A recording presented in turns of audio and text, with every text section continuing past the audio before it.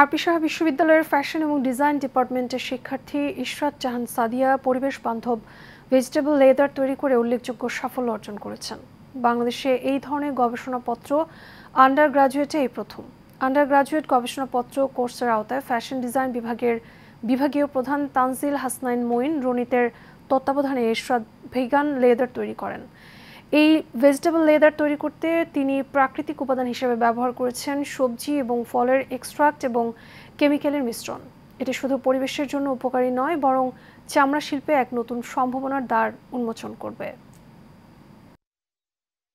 অনেক বেশি কম খরচে অনেক বেশি সাশ্রয়ী মূল্যে পাওয়া সম্ভব, যেহেতু কাঠ, কয়লা, বিটরুট এগুলো আমাদের দেশে খুবই সহজলভ্য উপাদান।